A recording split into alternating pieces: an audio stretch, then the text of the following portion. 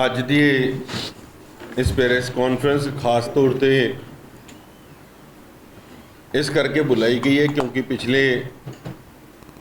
बहुत लंबे समय तो दिल्ली सिख गुरुद्वारा प्रबंधक कमेटी और साडे वो भैणां भरा जिहड़े 1984 के विक्टिम्स ने लड़ते आ रहे केसां दे विच लड़ाई 1984 की लड़ते पे आ 1984 तो लैके जिस तरीके दे नाल FIR नहीं हुई एक कौम ने बहुत वड्डी इहदी लड़ाई लड़ी है। मगर जिस वक्त श्रोमणी अकाली दल की टीम सारिਆਂ ने मिल के जो अज इत्थे दिल्ली सिख गुरुद्वारा प्रबंधक कमेटी के प्रबंध संभाल रहे हैं सारिਆਂ ने जिस तरीके के नाल इहदे उत्ते मेहनत की है और एक एक गवाह नूं साਂਭ के रखना एक एक गवाह दियां गवाहियां करवानियां कोर्टां दे विच जाके CBI दे विच जाके और इन्नी मेहनत के नाल काम करन दे बाद जिस वक्त जिहड़ियां मेन गवाहियां सज्जन कुमार के खिलाफ ये जिहड़ा केस सी जिंदे उत्ते परसों नूं एक्विटल किया गया ये इहो जिहियां गवाहियां होईयां जिन्हों सुन के कोई भी नहीं कह सकता कि इहदे विच सज्जन कुमार नूं सज़ा होण तो बच सकता है। मगर इन्नी नमोशी हुई कि जिस वक्त परसों कोर्ट दे विच फैसला आया कि उन्होंने एक्विट किया जाता है और उन्होंने साफ बरी किया गया सज्जन कुमार नूं इहदे उत्ते बहुत वड्डे एक प्रश्न लगते हैं जिहड़े असीं जुडिशरी की जिथे सत्कार करते हैं मगर इस वक्त कहण नूं मजबूर हो रहे हैं कि किधरे ना किधरे इहदे विच कोई ना कोई शेडीनेस है इहदे विच किधरे ना किधरे वितकरा किया गया किधरे ना किधरे किसी नूं सांभण की कोशिश की गई है किसी दे पक्ष पूर्ति की गई है ये कहण दे विच असीं अज दिल्ली सिख गुरुद्वारा प्रबंधक कमेटी गुरेज नहीं करेगी। मगर मैं अपने उन्हां भरावां नूं उन्हां लोगां नूं भी जरूर इस बारे इस केसां की संजीदगी बारे दसदा कि लगातार ये लड़ाई चलते हुए जिस वक्त सारे केसिस बंद हो गए 2005 दे विच CBI ने केस दोबारा खोले साडे प्रैशराइज करन तो बाद और 2010 तो दे विच CBI ने चार्जशीट पेश की है और लगातार जिहड़ी SIT बनाई गई उस तो बाद सज्जन कुमार अंदर होया और ये जिहड़ा केस सी जिहड़ा खास तौर पर सुल्तानपुरी का केस सी जिहदे विच 3 केसां दे उत्ते इहनूं सज़ा होनी सी। सरदार जोगिंदर सिंह बहुत इंपॉर्टेंट गवाह रहे और उन्हां दी ऐसी गवाही रही हुण वो अकाल चलाना कर गया कि जिहदे करके बिल्कुल केस एक क्लीयर हो गया सी जिहड़े खुद चशमदीद गवाह सी। केस सरदार सुरजीत सिंह की डैथ के मुकल्लफ है और ये जिथे जिथे लोड़ पई है दिल्ली सिख गुरुद्वारा प्रबंधक कमेटी ने जिहड़े साडे वकील सरदार गुरबख्श सिंह जी पहले दिन तो इन्हां केसां की पैरवी कर रहे हैं उन्होंने सपोर्ट की है उन्होंने नाल अपने हायर किया और इस गल का ध्यान रखा कि इस केसां दे विच कोई कोताही ना होए। जद कदी बयान देने की गल्लां हुंदी है बयान करवाने की गल हुंदी है जिथे बहस की गल हुंदी है उत्थे हमेशा सीनियर वकील खड़े किए गए और उहदे विच जद 2018 दे विच सरदार RS चीमा जी बहुत सीनियर वकील रहे और सरदार HS फुलका आप बड़े इन्हां केसां दे विच खड़े रहे हैं। सो मैं समझदा कि ये उत्ते अज सरदार मनजीत सिंह GK वर्गे जिन्हां ने हमेशा कौम नूं गुमराह किया हमेशा अपने आप नूं हीरो बनने वास्ते जिन्नियां दो गल्लां ये कर सकते हो करते हैं और उन्होंने ये जिहड़ियां परसों वीडियो पाई है मैं समझदा कि जिस वक्त कौम दे विच अपनियां भैणां दे जख्मां ते नरम लाने की गल हुंदी है उन्हां ते नरम छिड़कण दा काम मनजीत सिंह GK ने हमेशा किया और करते आया है। सो दिल्ली सिख गुरुद्वारा प्रबंधक कमेटी की टीम ने अज परसों तो बाद अज इस करके तुहाडे अगे प्रैस कॉन्फ्रेंस की है कि एक दिन असीं पूरा समा लिया असीं पूरे इस केस दी स्टडियां की है कि असीं कित्थे कुताही कर रहे हैं मगर जिस तरीके दे नाल असीं वकीलां नाल गल की है ये बिल्कुल स्पष्ट हो गया कि ये जिहड़ियां गवाहियां ने इस तो वधिया गवाहियां नहीं हो सकदियां और सब तो वड्डी गल जद पैरवी करते हुए इन्हां गवाहां चों एक भी बंदे नूं साडे दुश्मन भावें वो सज्जन कुमार होए भावें वो जगदीश टैटलर होए भावें कमलनाथ होए जिन्हां दे खिलाफ भी केसिस चल रहे हैं इन्हां दे किसी गवाह नूं भी होस्टाइल कोई नहीं कर सकिया। सो ये दिल्ली सिख गुरुद्वारा प्रबंधक कमेटी ने इन्हां लोगों के उत्ते पूरा ध्यान रखिया है इन्हां दीयां जरूरतां इन्हां दे सिस्टम्स क्योंकि आन जान लियान वास्ते ਜਿਹੜੀਆਂ ਜ਼ਰੂਰਤਾਂ ਉਹਨਾਂ ਨੂੰ ਚਾਹੀਦੀਆਂ ਹੁੰਦੀਆਂ ਤਾਂ ਕਿ ਕਿਧਰੇ ਇਹ ਨਾ ਹੋ ਸਕੇ ਕਿ ਜਿਹੜੇ ਆਪਣੇ ਕਿਉਂਕਿ 84 ਦਾ ਸੰਤਾਪ ਭੋਗਦੇ ਸਾਰੇ ਆਪਣੀਆਂ ਕਿਰਤ ਕਮਾਈਆਂ ਰੋਜ਼ ਦੇ ਆਪ ਡੇਲੀ ਕੰਮ ਕਰਦੇ ਆ ਇਹਨਾਂ ਸਾਰੀਆਂ ਚੀਜ਼ਾਂ ਦਾ ਧਿਆਨ ਰੱਖਿਆ ਗਿਆ ਕਿ ਹਰ ਗਵਾਹੀ ਦੇ ਉੱਤੇ ਸਾਡੀ ਕਮੇਟੀ ਸਾਡੇ ਮੈਂਬਰ ਸਾਹਿਬਾਨ ਸਭ ਦੀਆਂ ਵੱਖਰੀਆਂ ਵੱਖਰੀਆਂ ਜ਼ਿੰਮੇਵਾਰੀਆਂ ਲੱਗਦੀਆਂ ਰਹੀਆਂ ਵੱਖ-ਵੱਖ ਸਮੇਂ ਦੇ ਉੱਤੇ और दिल्ली सिख गुरुद्वारा प्रबंधक कमेटी ने अपनी पूरी ईमानदारी नाल तनदेही दे नाल इस केस नूं लड़िया और अज असी कल दे ये फैसला किया कि ये विषे असी होम मिनिस्टर साहब नूं भी चिट्ठी लिखती है असी CBI हैडकुआटर से भी चिट्ठी लिख के समा मंगिया कि इस केस की गहराई तक जावांगे और यदी जिहड़ी अपील है वो हाई कोर्ट दे विच पाई जाएगी और दिल्ली सिख गुरुद्वारा प्रबंधक कमेटी इसदी पैरवी करेगी। और मैं उन्होंने लोगों को भी खास तौर पर यह कहना चाहता कि ਜਿਹੜੇ इस मौके के उत्ते राजनीति करना शुरू करती है कि असी तुहाडे वर्गे कौम नूं पिठ दिखाने वाले बंदे नहीं हाँ असी हमेशा अपने कौम के नाल और इन्हां भैणां दे नाल इन्हां मातावां दे नाल जिहड़ी 1984 तो लैके अज तक अपने बच्चे पालन वास्ते औखे हो गया जिन्हां दे परिवारां दे 7-7 10-10 बंदे उन्हां दे अक्खां सामने चले गए उन्हां दे नाल कदी ना धोखा होया ना होण देंगे और हमेशा डट के अपनी भैणां दे नाल खड़े आ अपनी मावां दे नाल इन्हां केसां दी पैरवी पूरी आखिरी दम तक करांगे और इस गल नूं सुनिश्चित करावांगे कि सज्जन कुमार जिहड़ा सलाखां दे पिछे वे उहदे उत्ते जिहड़े बंदे होर केस ने उन्हां दे उत्ते भी कार्रवाई पूरे तरीके दे नाल होए। मैं ये गल भी तुहानूं याद दिवाउणा चाहुंदा कि ये जिहड़ियां पहले भी सारियां केसेस चलदे रहे हैं लोअर कोर्टां दे विच कई वार इन्हां ने अपने आप नूं उत्थे जमानतां भी इन्हां नूं मिलिया मगर असीं हाई कोर्टां विच जाके सानूं बड़ा वड्डा रिलीफ भी मिलिया और अज सज्जन कुमार उसी करके अंदर है। सो ये सारियां कार्रवाइयां असीं जिहड़ी है वो कर रहे हैं और दिल्ली गुरुद्वारा प्रबंधक कमेटी ने अपनी पूरी जिम्मेवारी दे नाल सानू पूरी उम्मीद है कि बहुत जल्दी गृह मंत्री साहब भी सानू समा देंगे और इस गल के उत्ते सुनिश्चित कराएंगे कि जिहड़ी CBI दे उत्तों प्रैशर करके जल्द तो जल्द हाई कोर्ट दे विच अपील की जाए क्योंकि ये केस CBI वालों होया है। दिल्ली सिख गुरुद्वारा प्रबंधक कमेटी ने बतौर मदद उन्हां दे नाल खड़ा होना है बतौर सहायता दे और सारियां चीज़ां उन्हां नूं मुहैया कराउण वास्ते असीं उन्हां वास्ते कोल हमेशा खड़े हैं।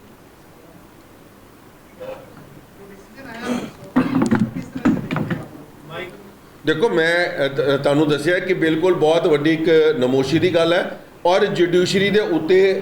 अगर जेड़े बंदे जिहड़ी कौम जिहड़ी पिछले 40 सालों तो भरोसा रख के बैठी है अगर इहो जे फैसले आएंगे तो किधरे ना किधरे सानू भी जुडिशरी बारे सोचना पेगा कि जुडिशरी जिहड़ी है वो बाइस्ड हो रखी है और उन्होंने बिल्कुल साडे जख्मां दे उत्ते नमक छिड़किया और ये असीं जिहड़ा अगला स्टैप है वो जाके असीं हाई कोर्ट दे विच करांगे। देखो ਜਿਹੜੇ ਤੁਹਾਨੂੰ मैं गल दसी है ਜਿਹੜੇ बयान होए ने इस तो क्लीयर बयान इस तो वधिया तरीके दे नाल कोई पेश नहीं कर सकता सी जो सरदार जोगिंदर सिंह होरां ने कीते है क्योंकि वो आप चशमदीद गवाह सी और चशमदीद गवाह ने एक एक इंस्टेंस दसिया कि मेरे अखां सामने की होया जिहदे बारे हुणे कालो साहब तुहानूं हुणे पूरी विस्तार नाल दसणगे मगर इस तो क्लीयर ਜਿਹੜੇ ਬਿਆਨ नहीं हो सकते उस दे बावजूद भी लोअर कोर्ट वालों ਜਿਹੜੇ जस्टिस विकास डोले मैं नाम नहीं लेना चाहिए अच्छा गीतांजलि गोयल जी गीतांजलि ये जो नाम तो नहीं असीं जानते मगर ये जिहड़ा लोअर कोर्ट वालों फैसला लिया गया ये असीं बिल्कुल अगेंस्ट हाँ और ये असीं पूरी लड़ाई लड़ांगे। अगर ਅਸੀਂ ਦਿਲਪ੍ਰੀਤ ਕੌਰ ਦੀ ਗੱਲ ਕਰਦੇ ਆ ਜਾਂ ਹਰਮਿੰਦਰ ਸਿੰਘ ਫੁਲਕਾ ਦੀ ਗੱਲ ਕਰਦੇ ਆ ਉਹਨਾਂ ਨੇ ਕੱਲ ਵੀਡੀਓ ਪਾਈ ਹੈ ਤੁਹਾਡਾ ਵਗੈਰਾ ਨਾਮ ਲੈ ਕੇ ਤੁਹਾਨੂੰ ਟਾਰਗੇਟ ਕੀਤਾ ਗਿਆ ਸਪੈਸ਼ਲੀ ਆਤਮਾ ਸਿੰਘ ਲੁਬਾਣਾ ਜੀ ਨੂੰ ਟਾਰਗੇਟ ਕੀਤਾ ਗਿਆ ਕਿ ਪਰਦੇ ਦੇ ਵਿੱਚ ਤੁਸੀਂ ਕੋਈ ਡੀਲ ਕੀਤੀ ਹੈਗੀ ਸੱਜਣ ਕੁਮਾਰ ਦੇ ਨਾਲ ਕਿ ਜਿਸ ਤਰੀਕੇ ਦੇ ਨਾਲ ਉਹਨਾਂ ਨੇ ਤੁਹਾਨੂੰ ਰਿਕੁਐਸਟ ਕੀਤੀ ਸੀ ਕਿ ਸੀਨੀਅਰ ਵਕੀਲ ਲਗਾਏ ਜਾਣਗੇ ਤੇ ਤੁਸੀਂ ਕੋਈ ਵੀ ਸੀਨੀਅਰ ਵਕੀਲ ਦੇ ਸਟੇਜ ਉੱਤੇ ਨਹੀਂ ਲਗਾਇਆ। देखो मैं वकील बकायदा उत्थे एब्सेंट रहंदे हैं मैं सरदार HS फुलका जी का सत्कार करदा क्योंकि 1984 तो लगातार एक कोर्टां दे विच जांदे रहे ने मैं नहीं कहांगा कि कोई केस जीते है मगर कोर्टां दे विच इन्होंने इस केसां दी पैरवी बड़ी कीती है और उन्हां नूं मैं याद दिवाना चाहता कि जिस वक्त दिल्ली कमेटी इस केसां नूं लड़ रही है जिथे जिथे लोड़ पई है मैं हुणे गल कीती है सन 7 तरीक 7 फरवरी 2023 ਨੂੰ सरदार ਮਨਿੰਦਰ ਸਿੰਘ ਜਿਹੜੇ सीनियर एडवोकेट ने ਜਿਹੜੇ सरदार मनजीत सिंह ਦੇ बड़े खास भी ने और सरदार मनजीत सिंह ਦੇ अपने केस भी ਜਿਹੜੇ ਨੇ ਉਹ ਲੜਦੇ ਆ ਇੰਨਾ ਵੱਡਾ ਸੀਨੀਅਰ ਵਕੀਲ ਨੂੰ अगर फुलका साहब सीनियर वकील नहीं समझते तो मैं समझदा कि ਇਹ ਉਹਨਾਂ ਨੂੰ ਆਪ ਸੋਚਣਾ ਚਾਹੀਦਾ ਜਿਹੜੀ ਕਾਮਨਾ ਹੋ ਰਿਹਾ ਉਹਨਾਂ ਨਾਲ ਖਲੋਤੀ ਹੈ और ਨਾਲ ਜਿਹੜੇ HS फुलका जी ने ਉਹ ਸਮੇਂ ਸਿਰ ਆਪ ਨਾਲ ਖਲੋਂਦੇ ਰਹੇ ਨੇ ਅੱਜ ਮੈਨੂੰ ਸਮਝ ਨਹੀਂ ਆਈ ਕਿ ਜਿਸ ਵਕਤ ਕੋਰਟ ਦੀ ਕੋਈ ਕੇਸ ਹਾਰਦੇ ਆ ਜਾਂ ਕੋਈ ਕੋਰਟ ਦੇ ਕੇਸ ਦੇ ਵਿੱਚ ਸਾਨੂੰ ਬੈਕਫੁੱਟ ਤੇ ਜਾਣਾ ਪੈਂਦਾ ਹੈ ਤੇ ਉਹ ਫੁਲਕਾ ਸਾਹਿਬ ਕਮੇਟੀਆਂ ਦੇ ਉੱਤੇ ਪਾ ਦਿੰਦੇ ਨੇ, ਔਰ ਜਿਸ ਵਕਤ ਲੋੜ ਪੈਂਦੀ ਹੈ ਕਿ ਕੋਈ ਕੇਸ ਜਿੱਤਿਆ ਤੇ ਉੱਥੇ ਹੋ ਕੇ ਆ ਕੇ ਆਪਣੀ ਵਾਹਵਾਈ ਲੁੱਟਣ ਦੀ ਸਾਰੇ ਗੱਲ ਕਰਦੇ ਨੇ। ਮੈਂ ਕਿਸੇ ਪਰਸਨਲੀ ਇੱਕ ਬੰਦੇ ਦੇ ਉੱਤੇ ਗੱਲ ਨਹੀਂ ਕਰ ਰਿਹਾ, ਮਗਰ ਮੈਂ ਸਮਝਦਾ ਕਿ ਸਰਦਾਰ HS ਫੁਲਕਾ ਨੂੰ ਇਹੋ ਜਿਹੇ ਕੋਈ ਬਿਆਨ ਨਹੀਂ ਦੇਣੇ ਚਾਹੀਦੇ ਜਿਹਦੇ ਨਾਲ ਆਉਣ ਵਾਲੇ ਸਮੇਂ ਦੇ ਵਿੱਚ ਆਪਸ ਵਿੱਚ ਕਿਧਰੇ ਖਟਾਸ ਰਵੇ ਔਰ ਇਹ ਕੇਸ ਕਿਧਰੇ ਨਾ ਕਿਧਰੇ ਕਮਜ਼ੋਰ ਹੋਣ। ਸੋ ਜਿਹੜੀ ਗੱਲ ਫੁਲਕਾ ਸਾਹਿਬ ਦੀ ਹੈ ਉਹਨਾਂ ਨੂੰ ਇਹ ਵੀ ਮੈਂ ਪੁੱਛਣਾ ਚਾਹਾਂਗਾ, ਮੈਂ ਹਾਲਾਂਕਿ ਮੀਡੀਆ ਦੇ ਅੱਗੇ ਨਹੀਂ ਗੱਲ ਕਰਨਾ ਚਾਹੁੰਦਾ ਸੀ, ਮੈਂ ਪਰਸਨਲੀ ਉਹਨਾਂ ਨੂੰ ਫੋਨ ਕਰਕੇ ਜ਼ਰੂਰ ਪੁੱਛਾਂਗਾ ਕਿ ਕਿਸ ਦਿਨ, ਕਿਸ ਦਿਹਾੜੇ, ਕਿਸ ਸਮੇਂ, ਕਿਸ ਹਫ਼ਤੇ, ਕਿਸ ਮਹੀਨੇ, ਕਿਸ ਸਾਲ ਦੇ ਵਿੱਚ ਇਹਨਾਂ ਨੇ ਮੇਰੇ ਨਾਲ ਇਸ ਕੇਸ ਦੇ ਉੱਤੇ ਡਿਸਕਸ਼ਨ ਕੀਤੀ ਹੈ ਜਿਹੜੀ ਕੱਲ ਆਪਣੇ ਬਾਈਟ ਦੇ ਵਿੱਚ ਬੋਲੀ ਹੈ। ਸੋ ਇਹਦਾ ਜਵਾਬ ਤੇ ਉਹ ਦੇ ਸਕਦੇ ਨੇ। ਅਸੀਂ ਉਹਨਾਂ ਦਾ, ਮੈਂ ਫਿਰ ਕਹਿ ਰਿਹਾ, ਅਸੀਂ ਬੜਾ ਸਤਿਕਾਰ ਕਰਦੇ ਹਾਂ ਔਰ ਉਹਨਾਂ ਨੂੰ ਮੈਂ ਵੀ ਬੇਨਤੀ ਕਰਾਂਗਾ ਕਿ ਇਹ ਕੌਮ ਦਾ ਸਾਂਝਾ ਮਸਲਾ ਹੈ। ਆਪ ਜਾਂ ਕਿਸੇ ਹੋਰ ਦੇ ਕਹਿਣ ਦੇ ਉੱਤੇ ਕੋਈ ਇਹੋ ਜਿਹੇ ਬਿਆਨ ਨਾ ਦੇਵੋ ਤਾਂ ਕਿ ਇੱਕ ਦੂਜੇ ਦੇ ਅਸੀਂ ਖਿਲਾਫ ਚੱਲ ਪਈਏ ਔਰ ਸੱਜਣ ਕੁਮਾਰ ਔਰ ਟੈਟਲਰ ਵਰਗੇ ਬੰਦੇ ਜੇਲ੍ਹਾਂ ਤੋਂ ਬਾਹਰ ਬੈਠੇ ਹੋਣ।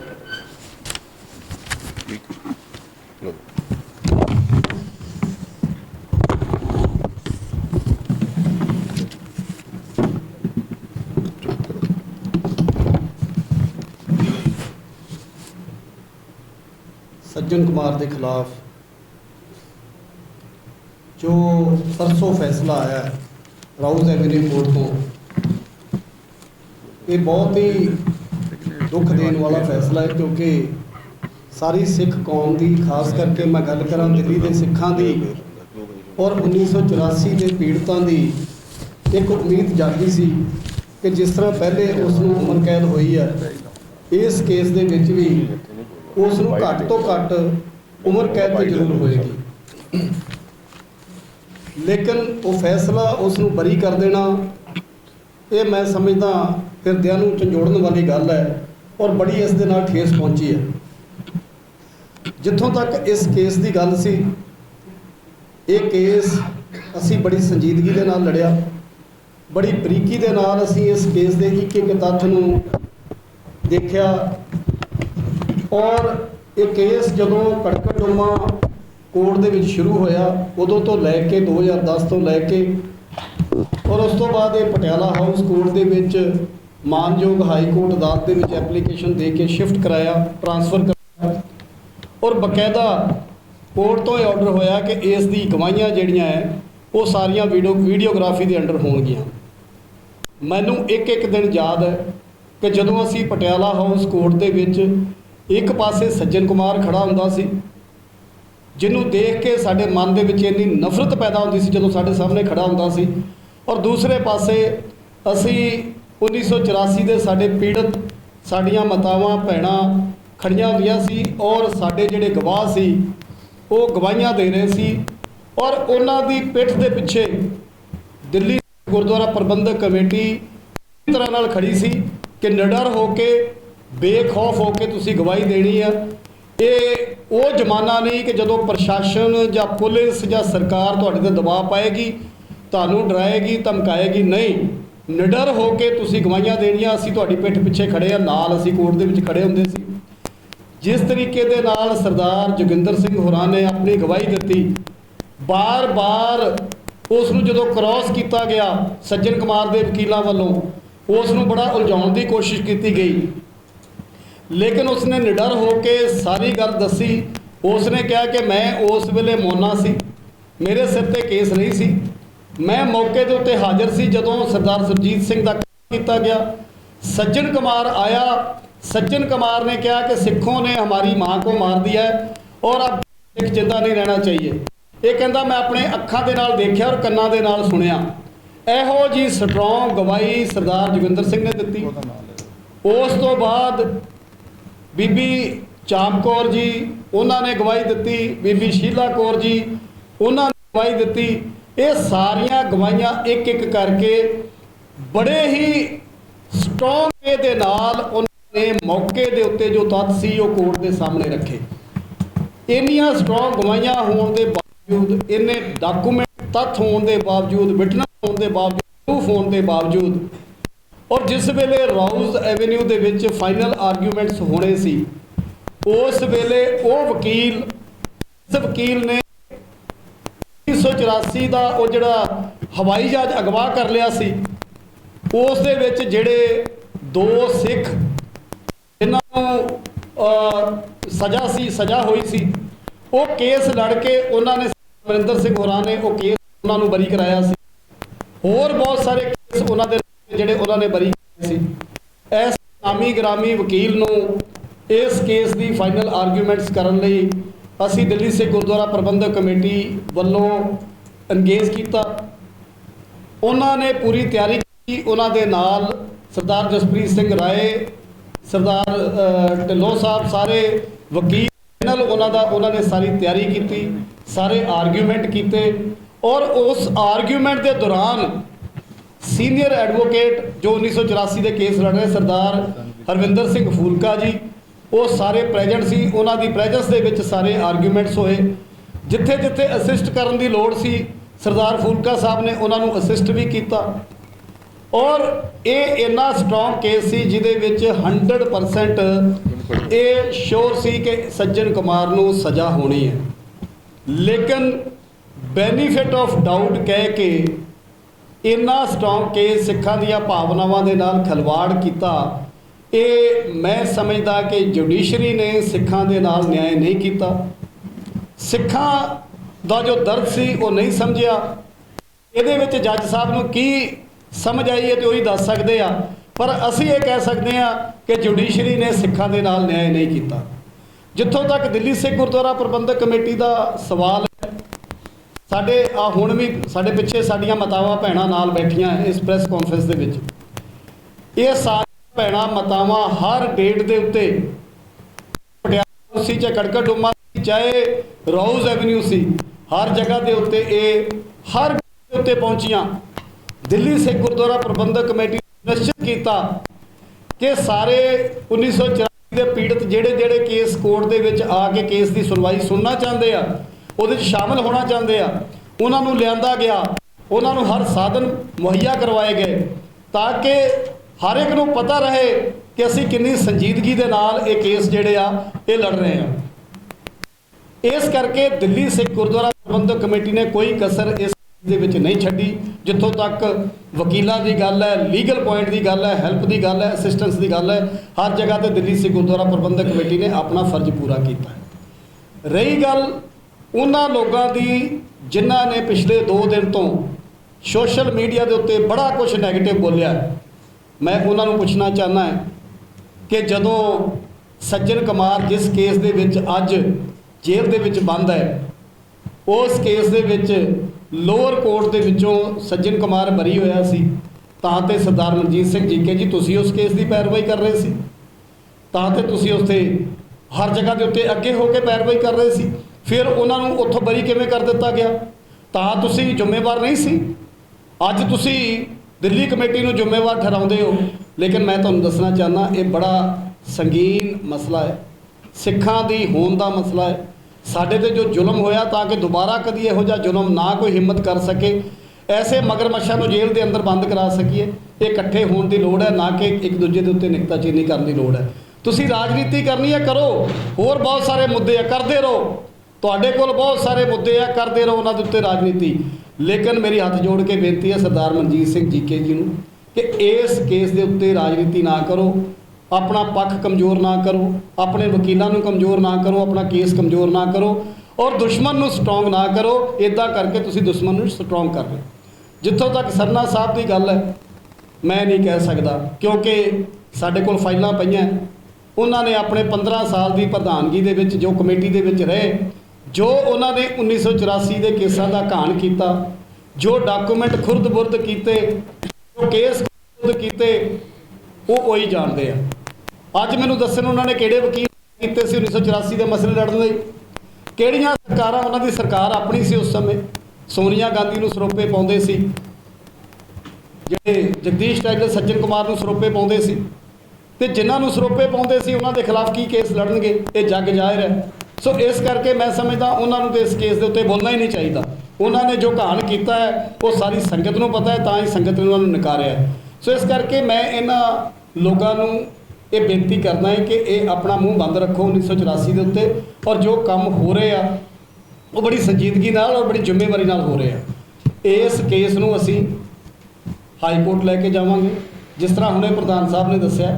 ਕਿ ਅਸੀਂ ਗ੍ਰਹਿ ਮੰਤਰੀ ਸਾਹਿਬ ਨੂੰ ਮਿਲਾਂਗੇ ਬਹੁਤ ਜਲਦੀ, ਅਸੀਂ CBI ਦੇ ਡਾਇਰੈਕਟਰ ਸਾਹਿਬ ਨੂੰ ਮਿਲਾਂਗੇ ਬਹੁਤ ਜਲਦੀ,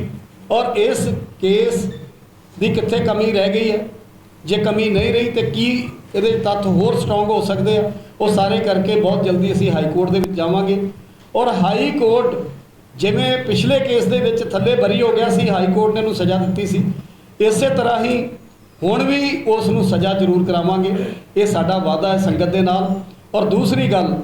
ਇੱਕ ਭੁਲੇਖਾ ਜਿਹੜਾ ਸੰਗਤ ਦੇ ਵਿੱਚ ਪੈ ਰਿਹਾ ਕਿ ਸ਼ਾਇਦ ਸੱਜਣ ਕੁਮਾਰ ਬਾਹਰ ਆ ਜਾਏਗਾ। ਮੈਂ ਸਾਧ ਸੰਗਤ ਜੀ ਤੁਹਾਨੂੰ ਦੱਸ ਦਿਆਂ ਕਿ ਸੱਜਣ ਕੁਮਾਰ ਬਾਹਰ ਨਹੀਂ ਆਏਗਾ। ਸੱਜਣ ਕੁਮਾਰ ਨੂੰ ਉਮਰ ਕੈਦ ਹੈ, ਉਹ ਅੰਦਰ ਰਹੇਗਾ। ਉਸਨੇ ਸੁਪਰੀਮ ਕੋਰਟ ਦੇ ਵਿੱਚ ਬਾਰ-ਬਾਰ ਆਪਣੀਆਂ ਬੇਲ ਐਪਲੀਕੇਸ਼ਨਾਂ ਲਗਾਈਆਂ, ਉਹ ਬੇਲ ਐਪਲੀਕੇਸ਼ਨਾਂ ਅਸੀਂ ਰਿਜੈਕਟ ਵੀ ਕਰਾਈਆਂ, ਅੱਗੇ ਵੀ ਕਰਾਵਾਂਗੇ। ਜੇਲ੍ਹ ਦੇ ਅੰਦਰ ਹੀ ਰਹੇਗਾ ਉਹ।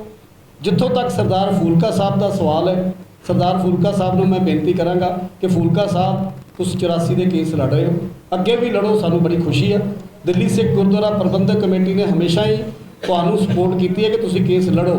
ਔਰ ਹੁਣ ਹਾਈ ਕੋਰਟ ਦੇ ਵਿੱਚ ਵੀ ਜਿਹੜੇ ਵਕੀਲ, ਸੀਨੀਅਰ ਵਕੀਲ ਤੁਸੀਂ ਕਹੋਗੇ ਅਸੀਂ ਜ਼ਰੂਰ ਖੜੇ ਕਰਾਂਗੇ। ਉਹਨਾਂ ਦੀ ਫੀਸ ਦਿੱਲੀ ਸਿੱਖ ਗੁਰਦੁਆਰਾ ਪ੍ਰਬੰਧਕ ਕਮੇਟੀ ਦੇਗੀ, ਲੇਕਿਨ ਫੂਲਕਾ ਸਾਹਿਬ ਅਸੀਂ ਇਕੱਠੇ ਹੋ ਕੇ ਕੇਸ ਲੜਨਾ ਹੈ। ਅਸੀਂ ਅਲੱਗ-ਅਲੱਗ ਹੋ ਕੇ ਕੇਸ ਨੂੰ ਕਮਜ਼ੋਰ ਨਹੀਂ ਕਰਨਾ। ਇਸ ਕਰਕੇ ਇੱਕ ਆਵਾਜ਼ ਬਣੀਏ, 1984 ਦੀ ਇੱਕ ਆਵਾਜ਼ ਹੋ ਕੇ, ਆਪਣੇ ਦੰਗਾ ਪੀੜਤਾਂ ਦੀ ਇੱਕ ਆਵਾਜ਼ ਹੋ ਕੇ ਅਸੀਂ ਸਾਰੇ ਜੋ ਜੈਨੋਸਾਈਡ ਹੋਇਆ, ਜੋ ਇਹ ਕਤਲੇਆਮ ਸਿੱਖਾਂ ਦਾ ਹੋਇਆ, ਉਸ ਦਾ ਅਸੀਂ ਬਦਲਾ ਤਾਂ ਹੀ ਲੈ ਸਕਦੇ ਜਦੋਂ ਇੱਕ ਹੋ ਕੇ ਔਰ ਉਸ ਦੋਸ਼ੀ ਦੇ ਖਿਲਾਫ ਅਸੀਂ ਕੇਸ ਲੜਾਂਗੇ ਔਰ ਉਹਨਾਂ ਨੂੰ ਸਜ਼ਾ ਦਿਵਾਉਣ ਦੇ ਵਿੱਚ ਕਾਮਯਾਬ ਹੋਵਾਂਗੇ।